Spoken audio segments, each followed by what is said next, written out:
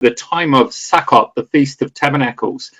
And in many ways, it's the climax of particularly the agricultural calendar for Israel.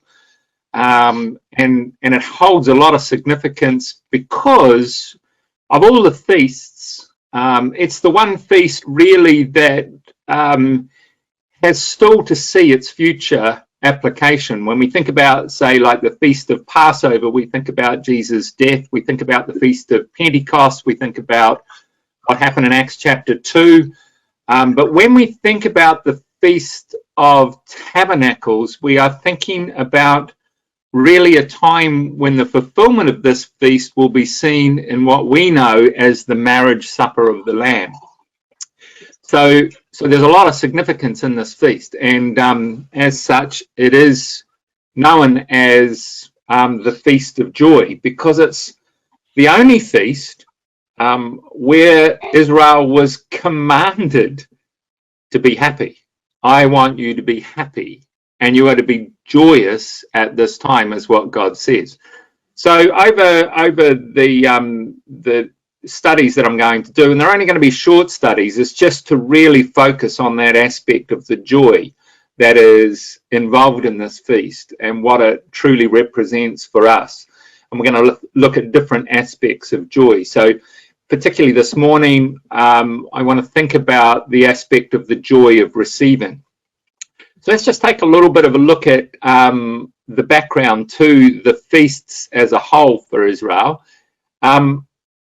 Everything around the Jewish feasts revolve around the lunar cycle, which is the picture that I've got of the moon. And interesting, of course, today, 20th of September, is the full moon. It's called the harvest moon. And the reason it's called the harvest moon is because of the Feast of Tabernacles. So this quote in Colossians says, "Let no one pass judgment on you in questions of food or drink or in regard to a festival or a new moon or a Sabbath." And I think what this is saying is if people want to celebrate the Sabbath, a new moon or a festival unto God, we should be able to do that without anybody passing judgment. But bear in mind, it says in verse 17, these things are a shadow. The substance belongs to Jesus. So in the Jewish festival of things, it's different to our calendar. Their Jewish calendar is different to ours. Ours is based, of course, on the Gregorian calendar, which was set up by Pope Gregory, based on 365 days of the year, and it's what's called the solar calendar. It's based around the movement of the earth around the sun. The Jewish calendar focuses upon the lunar calendar. It focuses upon the moon.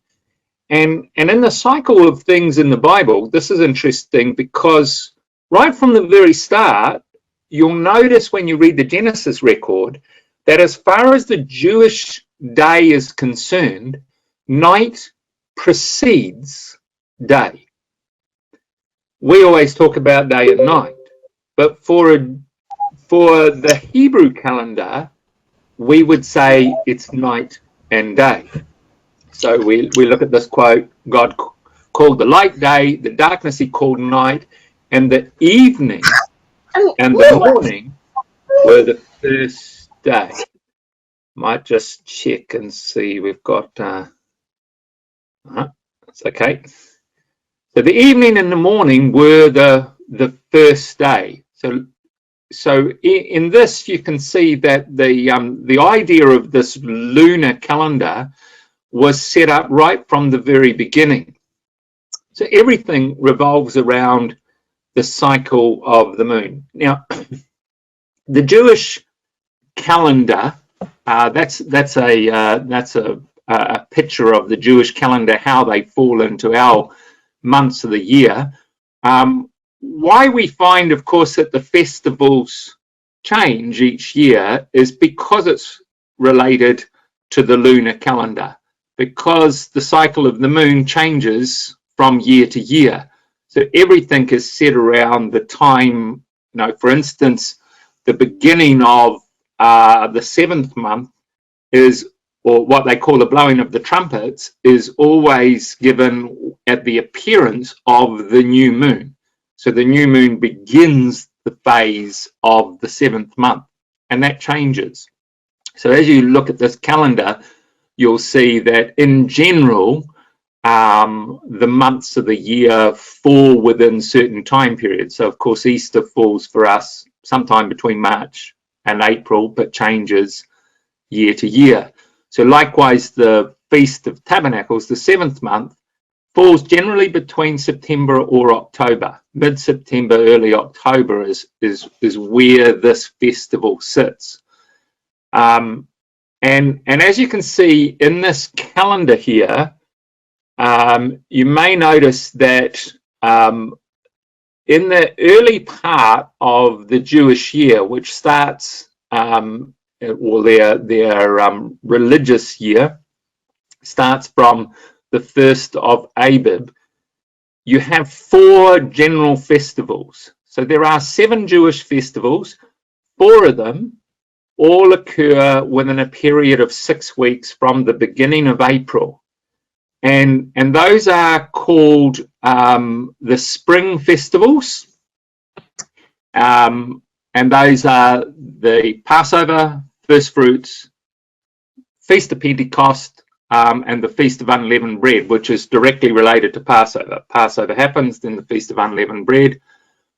First Fruits is very connected to it as well. That's believed to be the day of the resurrection. It's the first Sabbath after the Feast of Unleavened Bread, and then 50 days later with the Feast of Pentecost. So those are 4 major feasts in Israel's calendar, and they all fall within the first sort of 6 weeks of their calendar years, or 6 or 7 weeks of their calendar year. And they all revolve around cereal. So that's the beginning of the harvest, and it's all about cereal crops. So when you read through it, it talks about the grain offering, be it wheat, be it barley. Those are the 2 main staple cereal crops. And they celebrated these 4 festivals around the harvest time of their cereal crops. But like this picture here, you know, cereal, cornflakes, can be pretty boring on its own.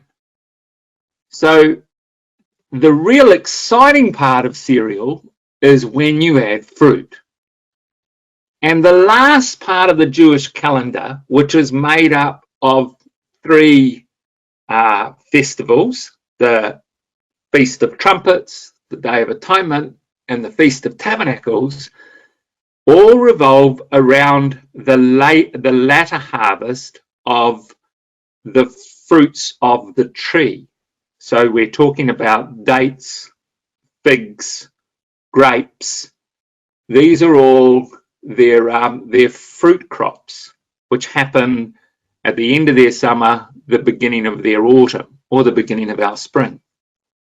So I want you to think about that, because it's really fascinating, just the way the separation between these feasts. So there's another summary for you. So you start with Passover, unleavened bread, first fruits, and the Feast of Weeks. And all of those feasts are cereal crops. Then you've got this break for about 4 months, and you get to the 7th month, and then the focus is all upon the fruit crops, the crops which come.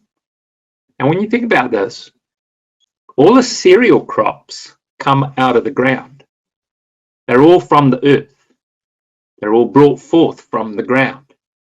The latter harvest all come from trees above the ground.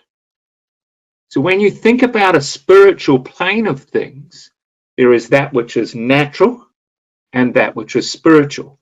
We might talk about the bread and the wine, the old covenant and the new covenant. And all the feasts of the 7th month speak about events which have yet to happen. So these are your 7 feasts, as we said: Passover, unleavened bread, first fruits, Pentecost, trumpets, atonement, tabernacles. Our focus is going to be on the feasts the 7th month. And they start with the sound of the trumpet, the blowing of the trumpet.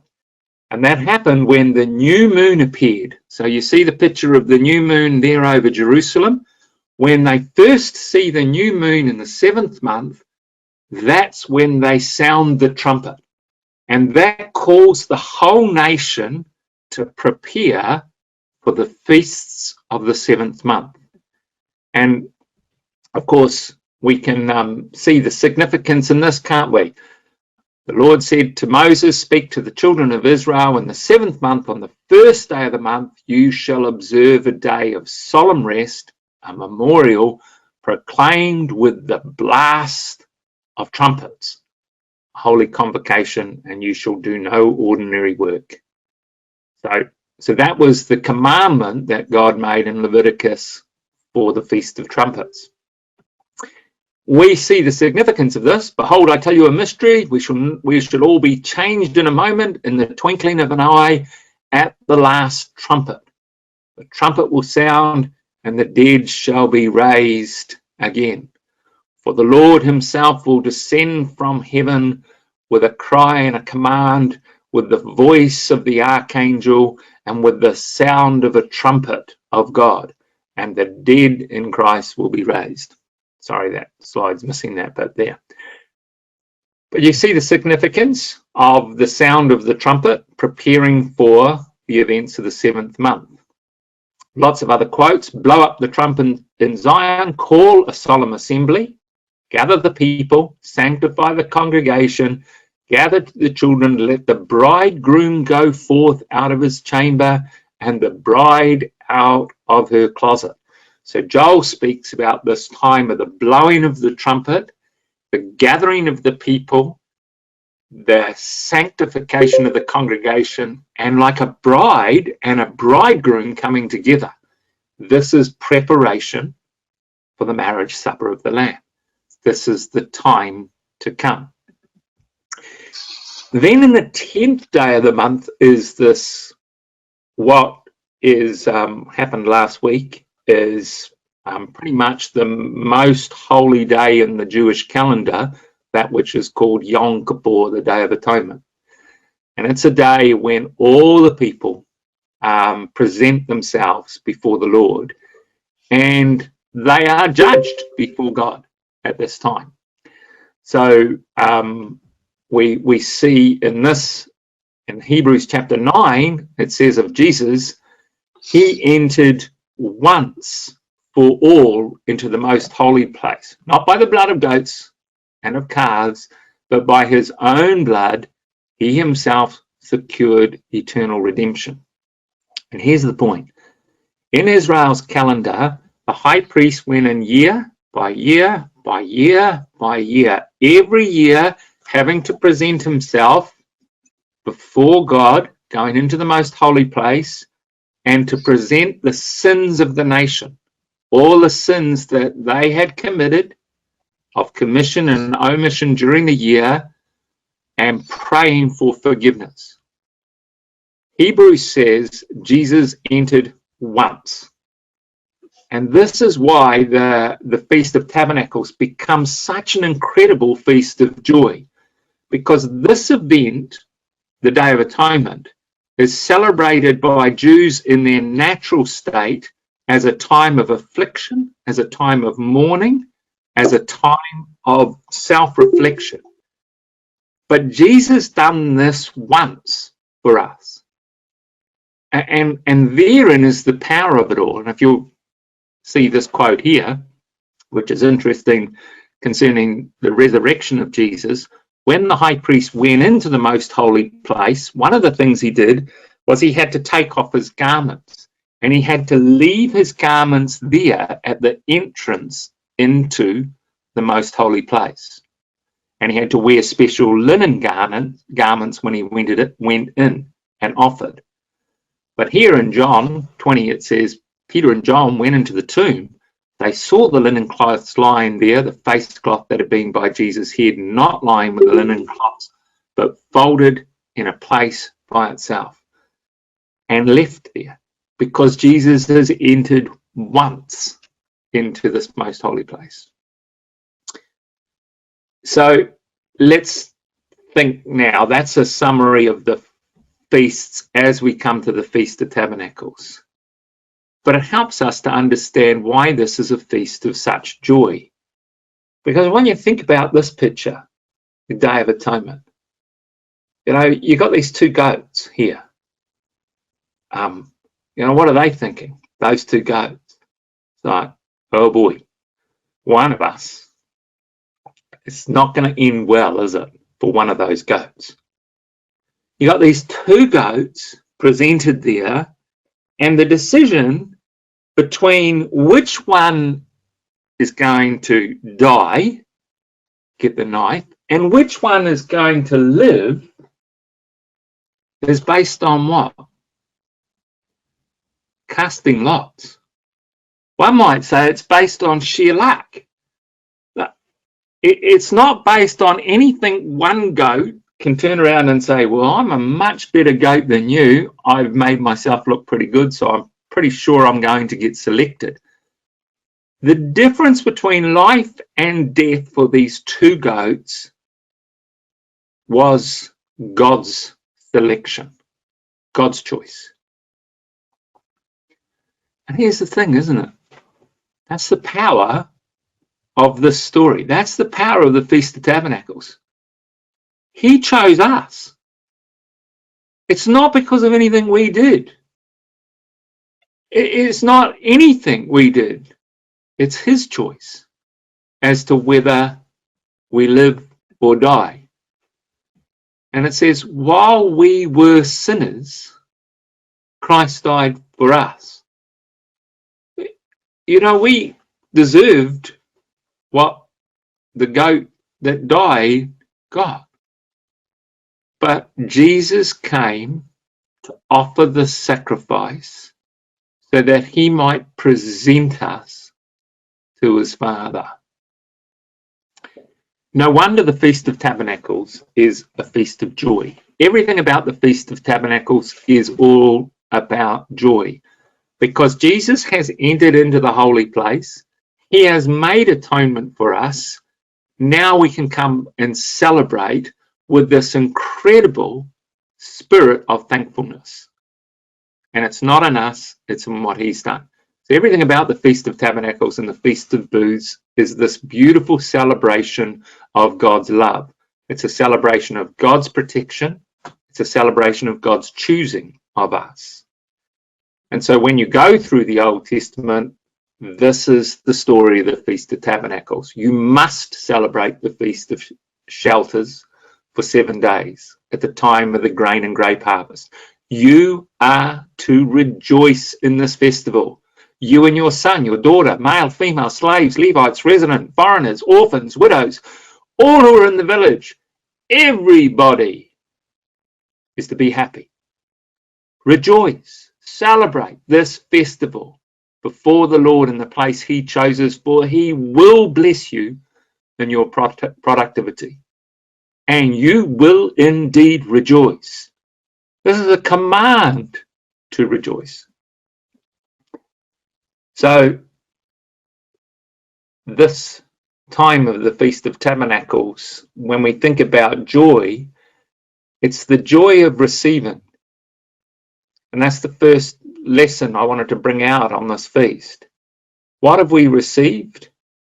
We've received God's love demonstrated in the sacrifice of his son, a gift.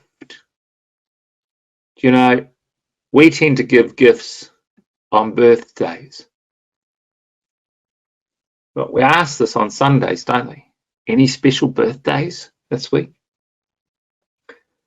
Here's the other thing about the Feast of Tabernacles, and we're going to look at this later on in our studies.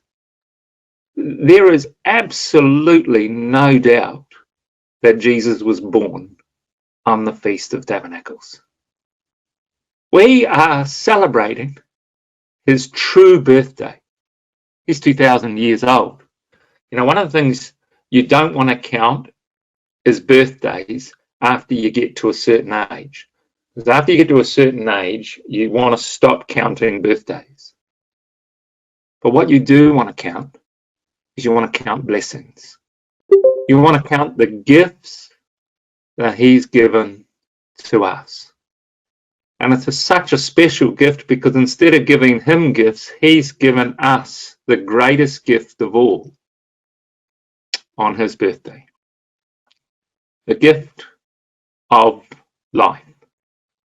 So when you go outside and you think about things during this week, and we have our time, and you think about all the bad that's in the world, all the bad that's happening with the coronavirus, stop and start thinking about all the good.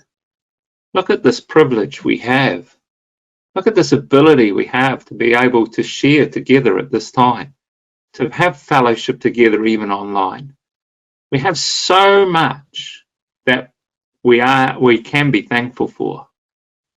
And you know, they say in mental well-being that you should start journaling those blessings, things that you are grateful for.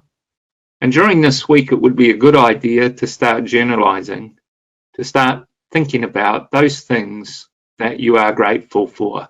Count 10 things in the day. It doesn't take long to think about 10 things that you can be grateful for and be thankful for. Let's make this week, the Feast of Tabernacles, a week of joy, and think about what we are receiving right now.